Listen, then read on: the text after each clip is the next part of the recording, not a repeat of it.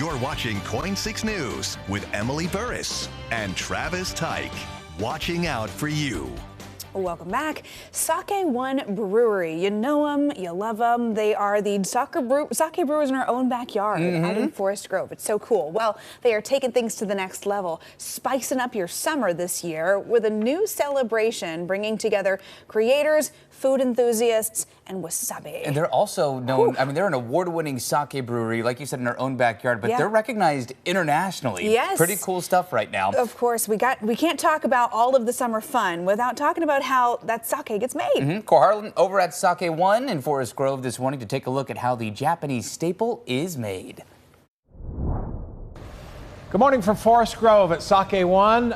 A lot of you may not know this, but there is a lot of sake that is made here in Forest Grove.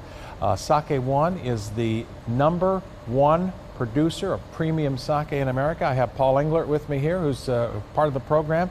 This is cool, and just the 30,000-foot view of sake as a beverage category itself. We've talked a little bit about wine and beer categories being down. Sake is still rising as a segment in the market. Why is that? Yeah, sake is growing. People are really starting to discover sake. There's a big surge in Japanese food, a lot of sushi places going up. Right. And with that comes the sake. Sake is associated with Japanese food. We're trying to get people to associate with all types of food, but certainly going to a Japanese restaurant for the first time is usually when most people discover sake. This place is kind of a sleeper for me. I've been around, I've looked around, I never knew this was here. This has been here since the 1990s, making sake. We were established in 1992. We were importing sake back then 5 years later in 1997 we started brewing our own sake. We have some sake brewing right here. All right, and sake, for folks who don't know, is essentially, if I'm right about this, Paul, is rice that is fermenting, right? And that's correct. That's what we're looking at now. Yep, there's 4 ingredients in sake. There's rice, of course. There's water, and one of the reasons that we're located in Portland, where we are, because the good water. You need good, abundant, reliable water, and we have a lot of that in Portland. Good soft water. I Good always soft love that. yeah, soft's important. You want a low iron content, which really brings out the ginjo characteristics, which is that fruity floral aroma. That's pretty cool. Now, so you make sake sort of like, I'm thinking, if I'm right here, like tea.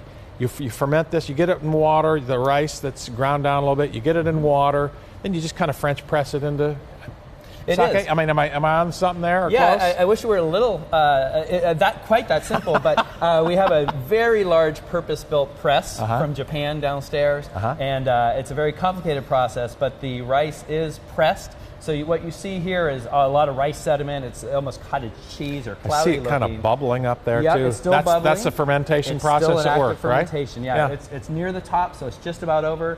It'll be here close to 4 weeks fermenting, nice cool fermentation before it's pressed, and then you'll see it come out of the press clear. And real quickly now, you make how much? You sell it where?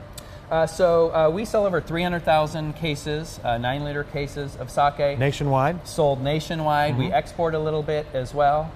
We also import sake from Japan. So we are the largest seller of both imported and domestically made premium sake. The #1 seller of premium sake in America is made is right here in Forest Grove, and I would have never thunk that. I would have never figured that out. It's cool.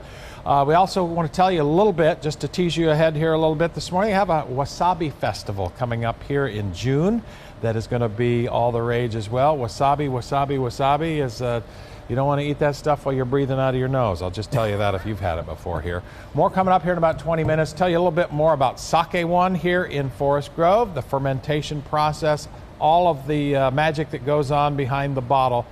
Back here at a short time with a little bit more.